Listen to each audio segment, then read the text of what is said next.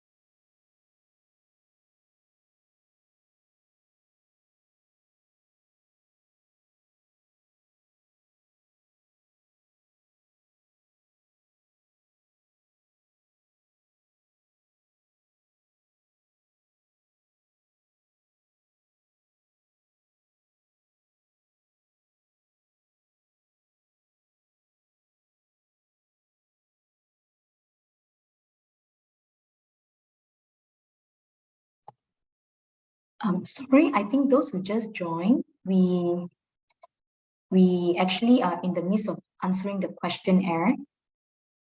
Brian, maybe you can repost the link. I think a few of them just joined. Yeah. Okay, thank you.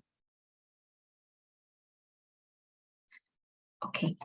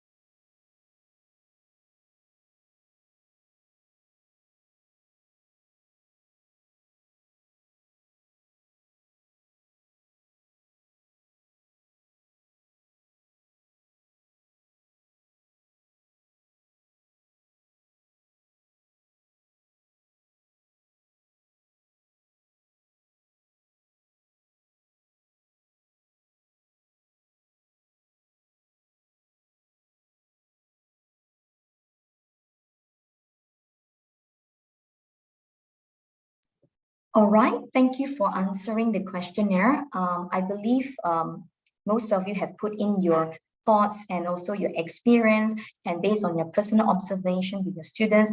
I think from what I gather here from the questionnaire itself, I noticed that even we, both of us, also have similar concerns. Like, for example, after we have given our constructive feedback to our students, and then the next question would be, are they going to act on it? If they act on it, what would the result be? And some say that there will be even like glaring errors and they have not made corrections. Then they kept repeating at the same time. So again, I think it's all how we try to get our students to be more regulated. This is something that we still have to keep figuring out what are the ways, or probably appropriate method in order to make sure that our learners stay put in what we're doing throughout that period of time.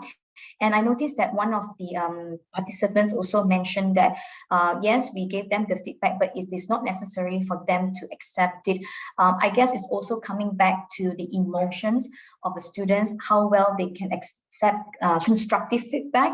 So this is something that we also ponder most of the time as we go along with the session and so on. So to help us understand better what we meant by regulating them to be more independent learner, how we want them to be more receptive. So when we look at Carl's and Boud's model, they are actually proposing some of the steps that we can look at. For example, if you feel that your learners are more, not able to how do I say, gather their emotions or regulate their emotions accordingly, that is something that we need to talk about.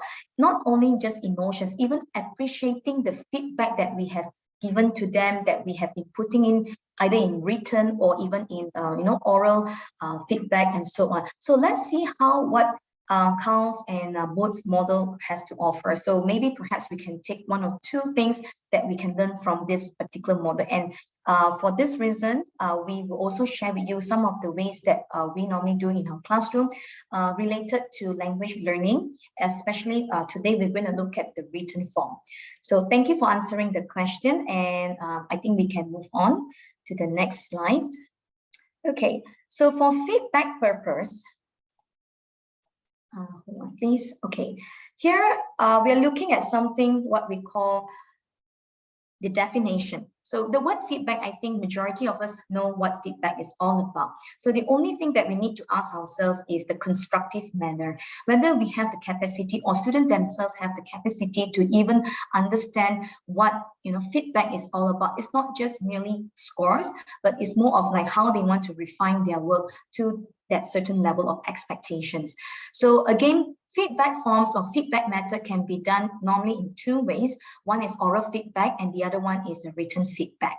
Now, in this case, language learning is a skill, and many skills can be only gained when we only learn to reflect and even learn from mistakes. So again, feedback is also very important in language learning context. Now, this is what I would like to share with you, or we would like to share with you.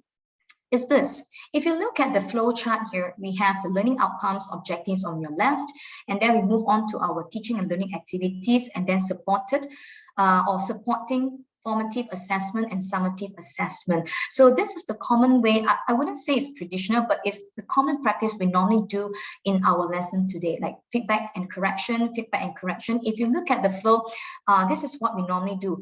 Now, the thing is, research has shown that students are aware of this, yet the uptake of the majority feedback given to students is still insufficient. So if you look at the chart, you can see this is the most common practice that we normally have in our teaching and learning context. So the question here is, here we're looking at the model of common ways that we use. We talk about prescriptive approach. So the key word here, prescriptive approach, meaning that feedback is given at different stages. All right, usually it's after they submitted to you, then you look at their work and then you give them the feedback. And students are expected to correct their work within the time frame. So this common way is called prescriptive approach. Now, we move on to the next one, where what is not really common, I would say, proposed by Carl's and Boud's model, that would be this. Feedback, the whole feedback itself is the process. So the word actively and the phrase is actively involved in the feedback process would be students. We as facilitators, we just have to make sure that they know where they stand. So in this literature review, we also talk about how to help them improve their capability to act on the feedback. As one of the participants pointed out, it's very important to understand how we get them to respond to it. This is one of the challenges that we normally face even in our teaching and learning classrooms right now. Now here, feedback is like an ongoing process, okay? Earlier on, we look at the common practice where we talk about prescriptive approach. And in here, the next slide, I'm going to show you that what Carlos and Boud models propose is to look at descriptive approach, where feedback really allows them to become more receptive. That's why it's called a descriptive approach. So for example, let's say we look at how we're going to enhance students' learning through feedback literacy is to look at this flow chart. So earlier on, if you could remember a little bit, where the feedback and correction will be given immediately, or maybe a certain period of time after they have submitted the task, whether it's summative or even a formative assessment. So if you look at it here, is a circle, in a circular motion where teaching and learning activities takes place. And then we are going to look at formative, summative assessment. And what we fail to realize is that feedback is like a circle. So it goes like in a circle, it comes back to you and goes back to students like a draft.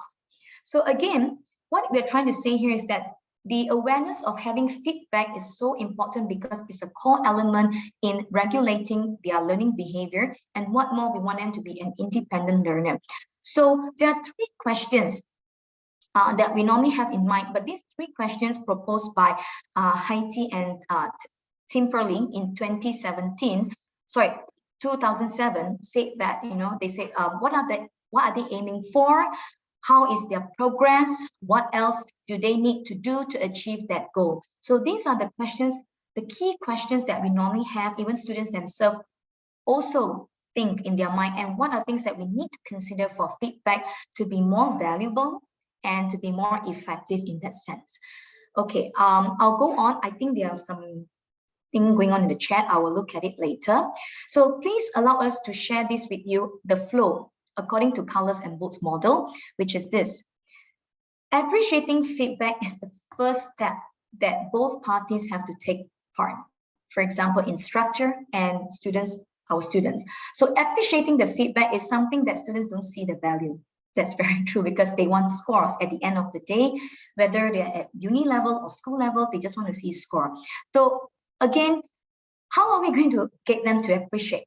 Now, second part would be, the second level is making judgment. It's not very easy because not all students are, they are familiar with it. That's one thing. Second thing would be language barrier. If you're teaching a group of students, let's say in the proficiency class, then it's another big question. How are we going to get them to understand? So how to help students to be more independent in terms of evaluating even their own work, the quality of their work. Now, the third one would be managing their emotions. how are we going to get them to, manage their emotions, their feelings, so that they don't get demotivated, or sometimes they feel that they're too good, but actually they're not. So there's so many other factors that can influence the step of how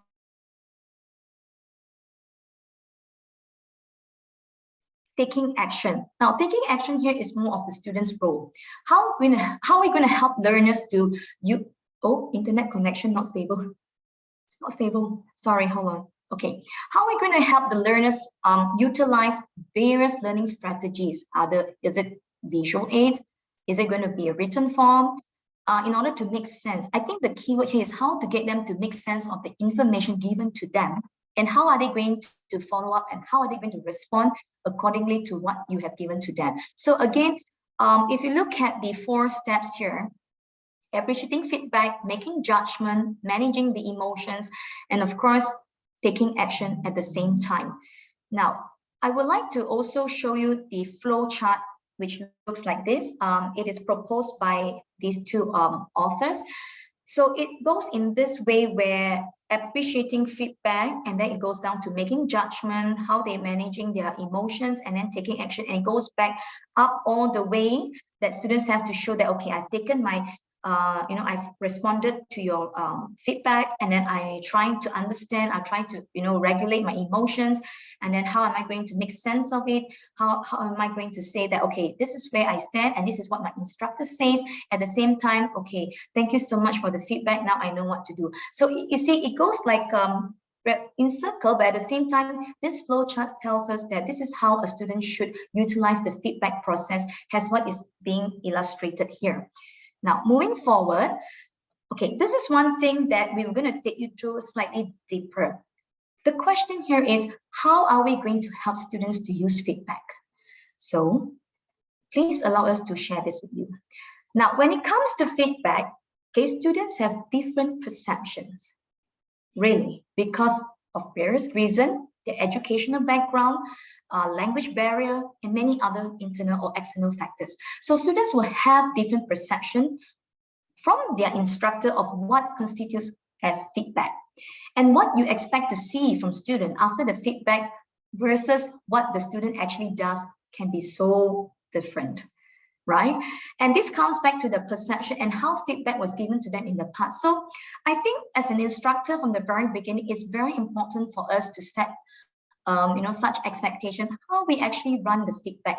So not just by introducing the syllabus, summative assessment, but we also need to understand their role as a student, why they need to be involved, not just, like touch and go. So in this case, if you look at here, I just wanted to mention that see the value of the feedback. How are we going to help them to evaluate their work, even managing their feelings, and apply the right learning strategies to improve? So let me show you the next part. Okay, what we want from students. Okay, this part I'll hand over to Lakshmi, because she's going to take you through step by step how we actually use this in written form. Over to you, Lakshmi. Thanks, Persis. She covered quite a lot. So let me just take you back to, at the course level and at the task level, how we can make feedback something that's more relevant to the students here. So you can see from the chart here, this is where feedback literacy actually comes in. So we want to maximize the value of the feedback to the students and enable the uptake of feedback. So main thing we need to do is we need to create opportunities within the course itself so that they can act on that given feedback. So we want to guide students by helping them to develop their internal feedback strategies until they come to a stage where they are motivated to self-regulate their learning.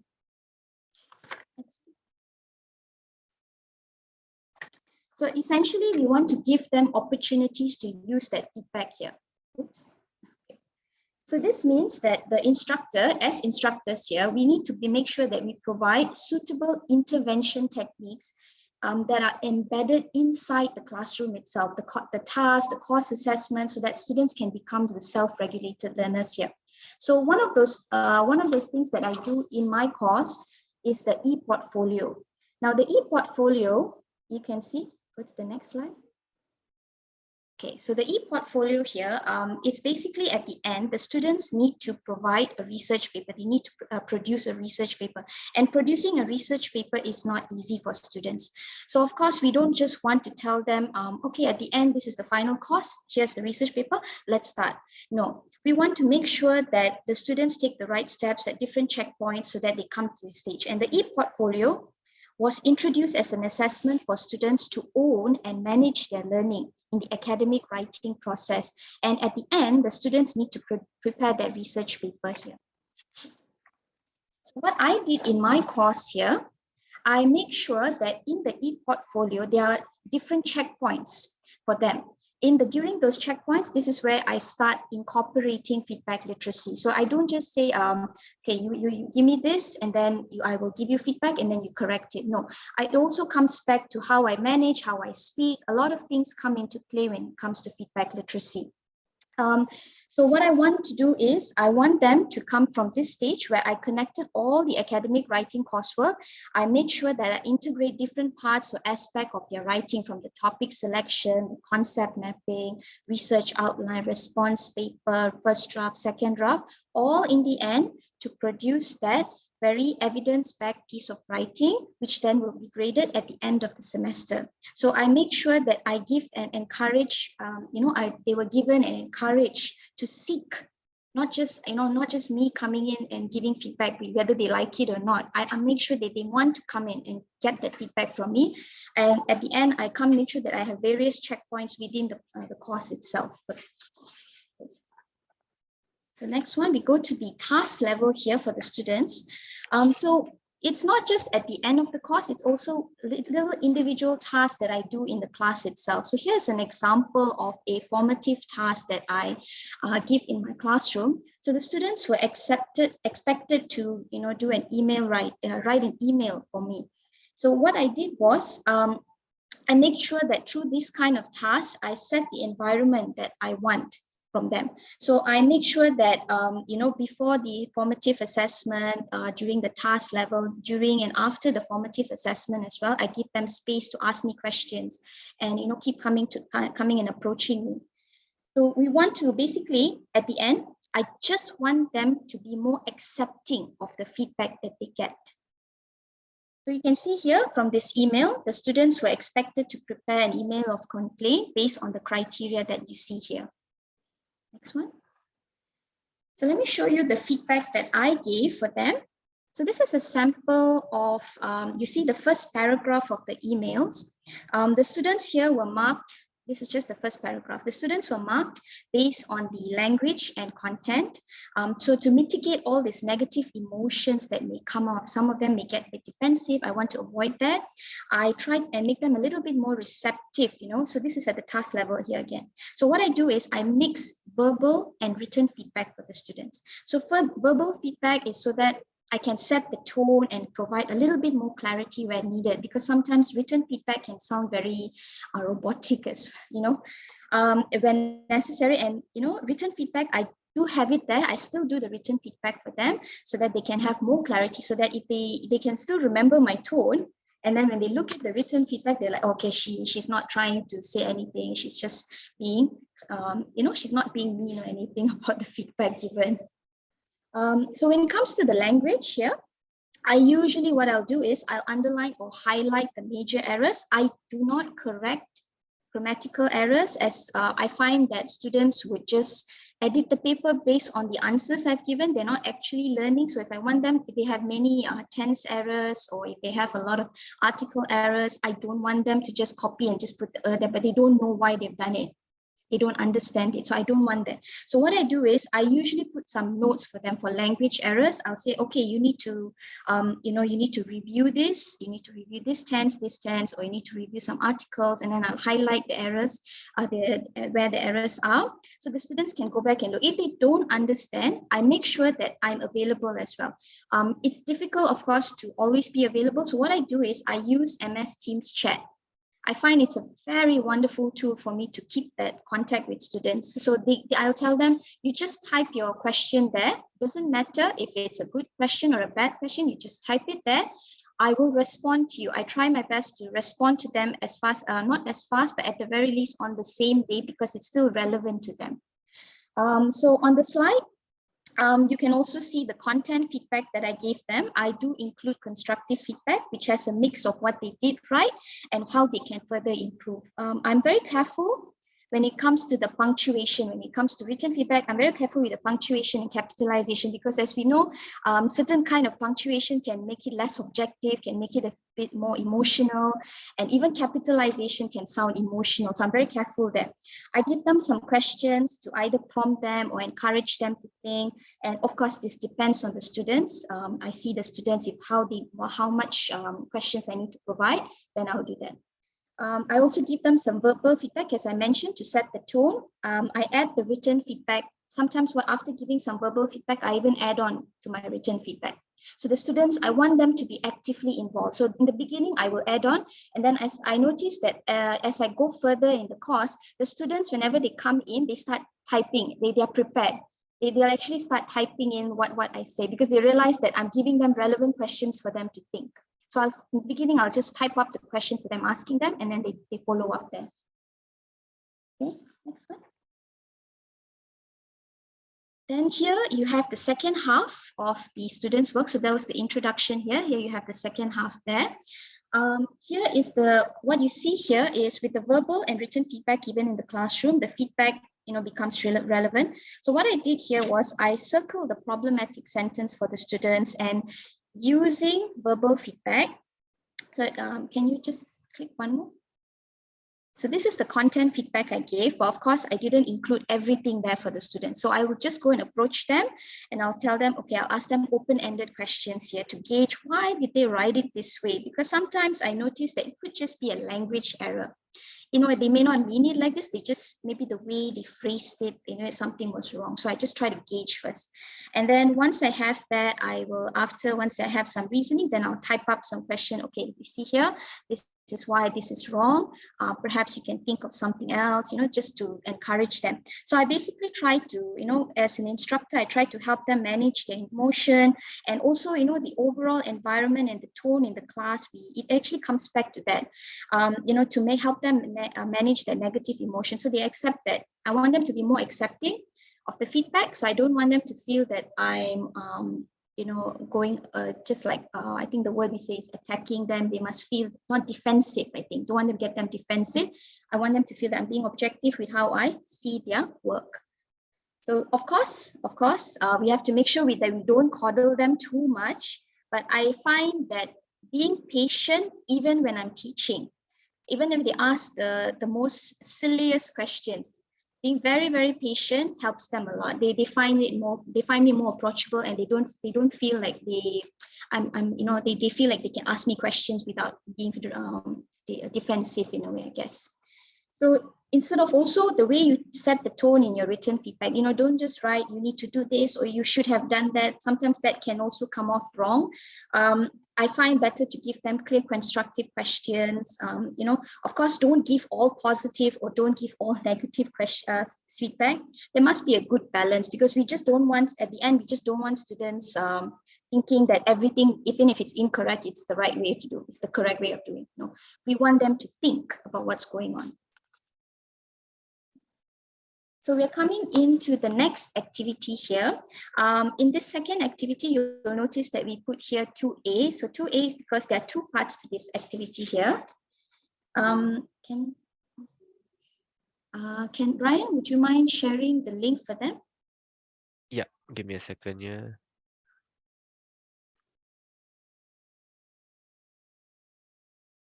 Here you go.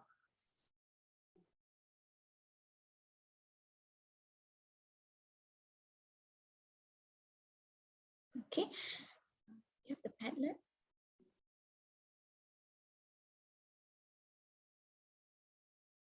Okay. So you'll be taken to the Padlet wall. In the Padlet wall here, you will see, maybe you can show the Padlet wall. Just a moment.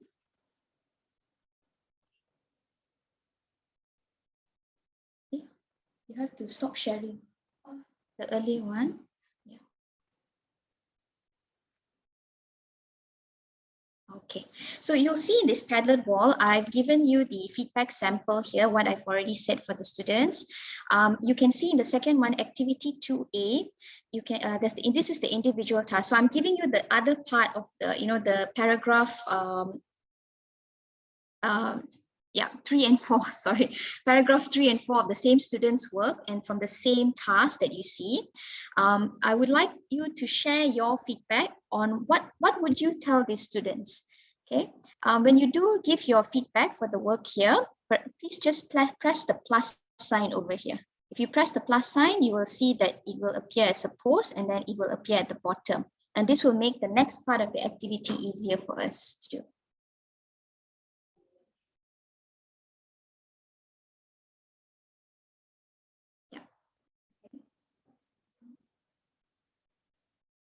Okay, so we will give you 5 minutes.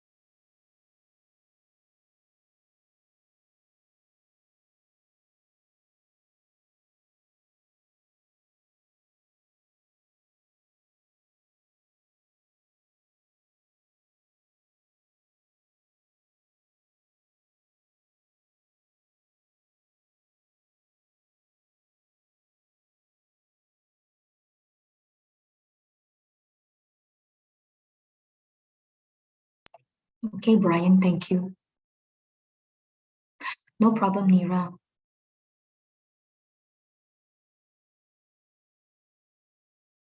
Nira, we can answer your question later. Yeah, can. I will put the answers later for everybody and also we'll get back to you. I think she left already. Has she?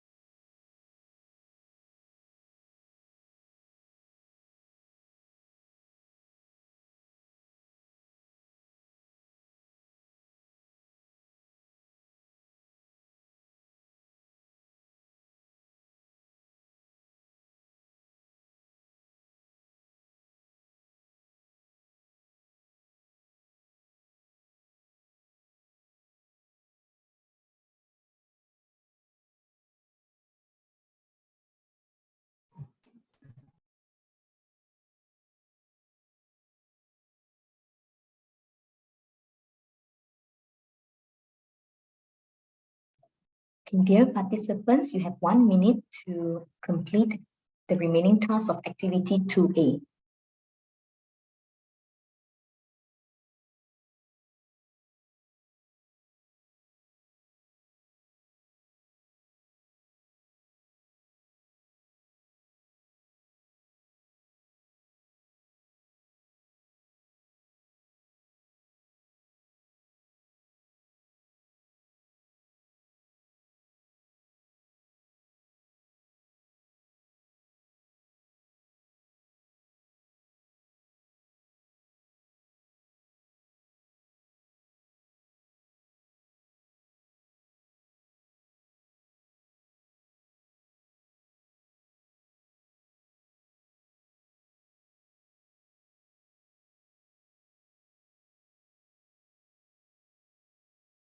All right, time's up. So let's just look at some of this. We're going to go into the next activity here, but I can see from some of the feedback given, a lot of you have very good tactics already.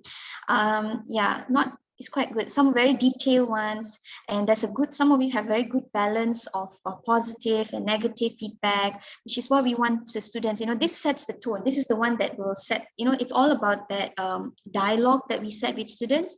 So we want them to feel motivated and encouraged at the end. Okay, now let's go to activity 2A, 2B. So in activity 2B here, we are going to just look at all the feedback that has been given here by a lot of you, or has been shared by all of you. We would like you to rate the individual feedback here. So you can see here, if you choose 1, you find that the feedback is not very effective. Where is it? Number 2, you find that the feedback is very helpful. Yes, it's there, but perhaps not very constructive. So maybe something else could have been done to make it more constructive. And number 3, you find it very constructive and objective. I noticed that a lot of times when it comes to written feedback, well, what I've seen anyway, students like it if it's a little bit more emotion-free, I guess. That's the meaning for objective here. So let's have a look at what everyone has done here. Could all of you just give a grade for some of the feedback? Where's the grade? Can you just show them, Persis? You can see the number. Yes, you can see some of you are already grading it already. There, you can see there's a grade at the bottom of each post. You will see a grade. So you can give 1, 2, or 3.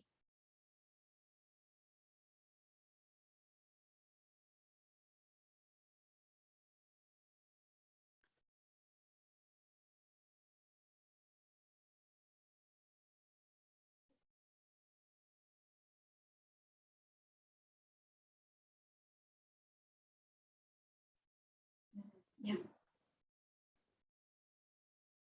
Give.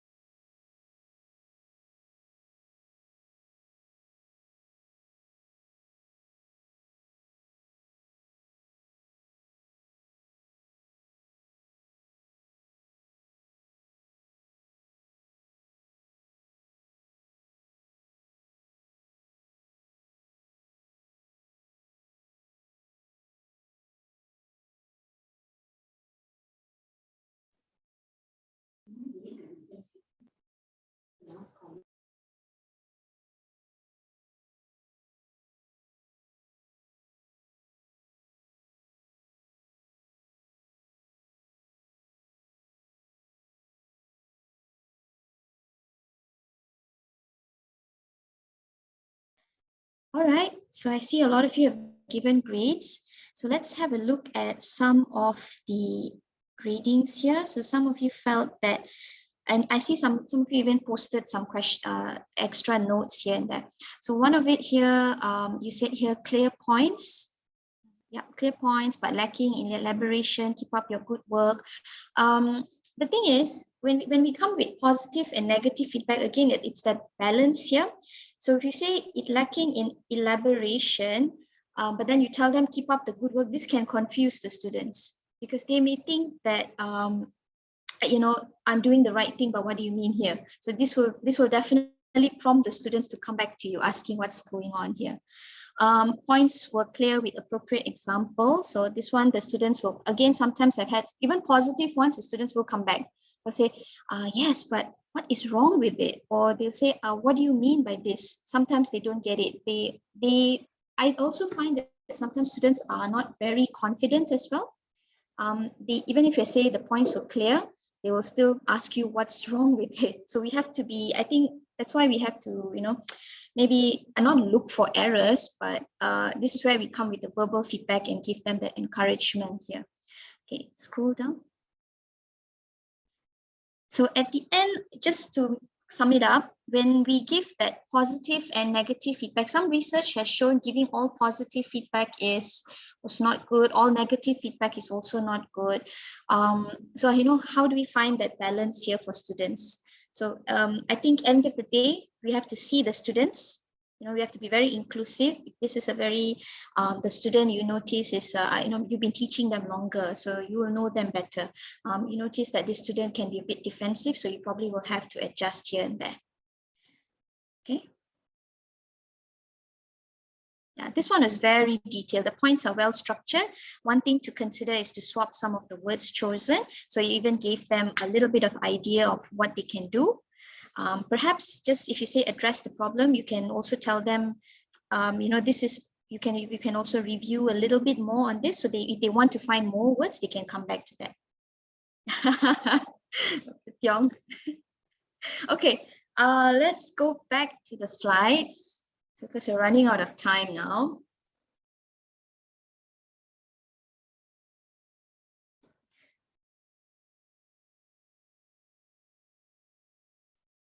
Conclusion.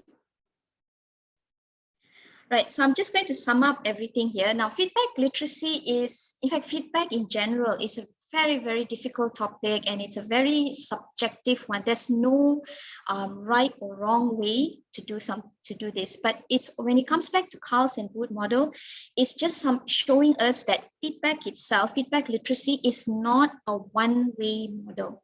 It is not where we make them appreciate and then we come to that self-regulatory style and then they manage it. No, it's all a big cycle there.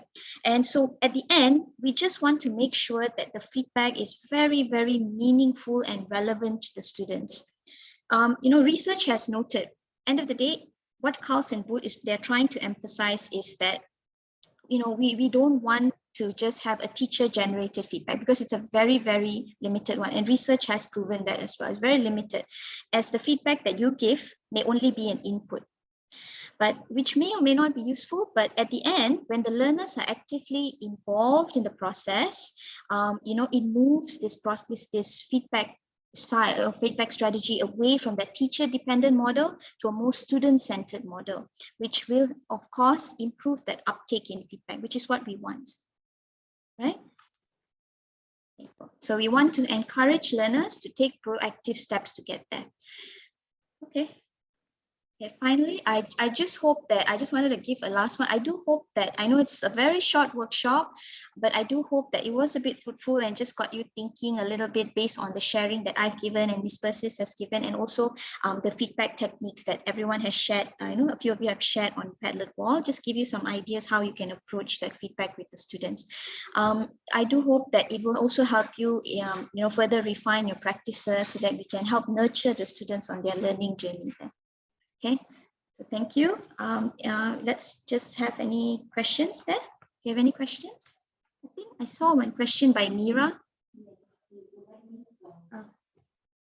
All right.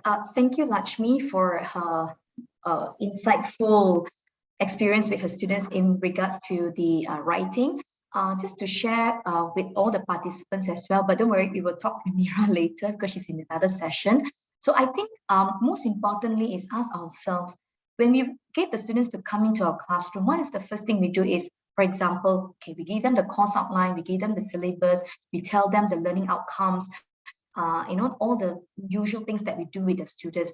And then what we don't realize is that sometimes we tend to forget where is the feedback literacy going to be? Because we know as a teacher or instructor, we know that, okay, feedback literacy definitely would be there. But how are we going to get the students to be in the process with us? This is something that we really need to reflect on, setting the expectations, what you want your students to be involved with you together throughout that 7 weeks or even 14 weeks or maybe half a year and so on. So what I'm trying to say is that setting the right tone in the classroom or even before they embark on the formative task or summative task is very important to tell them, okay, what is your role as a student? What you need to do apart from attempting the questions or even, trying to get things done. So what we're trying to say is that we need to show our students that we are approachable. We need to tell them that, okay, we are here.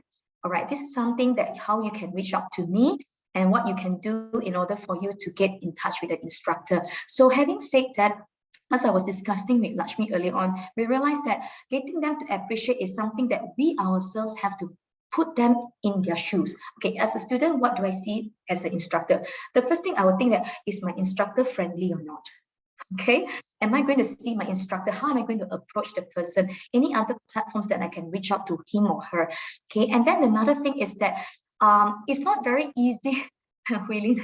It's not very easy to get them to, to play with their emotions or to encourage them to be more positive or proactive in that sense. I think it comes back to you. There is no fixed rule that say, hey, we must get it.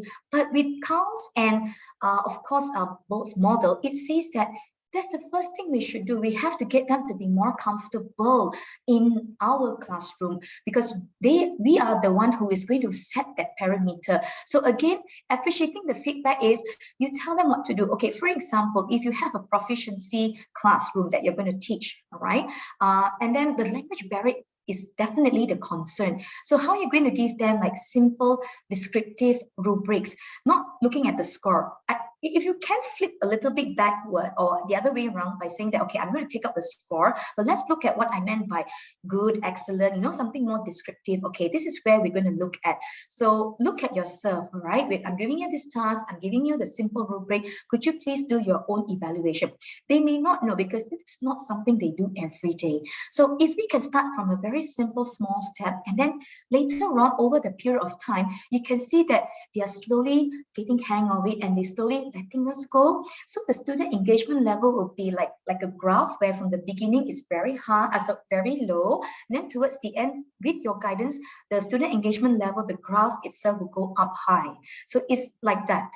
I hope it makes sense, right? Because I think it's how you manage them. Yeah. Yes, very true. Okay, Vivian just sent us a message that the next workshop is about to start in 5 minutes. So maybe you can give them the link. All right, so we do hope you had a very fruitful session. Thank you for coming to our workshop. We'll see you around then. Okay, bye. Thank you. Thank you. Bye. Thank Thank you, ladies. You're welcome. Thank you, Persis, Lakshmi. Love it. Thank you, Wei-Ling. Bye. Thank you. Okay, gotta go. Bye. Bye, Gary. Bye. Thank you. Good job, girls. Thank you. Bye. We will stop sharing. Okay, Yes. we wait for them to go. Thank you. Have a great day. Bye. Bye-bye. I stopped the recording. Wait, I think you can stop. We wait for them to leave. Okay. Bye, Geraldine. Bye. Wei-Ling. Noisius. Bye-bye. Are you there? Yeah, I'm here. The participants. we can only leave once everybody leaves. Hello, Wei-Ling. Bye-bye. Bye. Aloysius. Oh, you have any questions? Pranjana? Okay. I'm so sorry. We have to leave. Thank you. Bye-bye.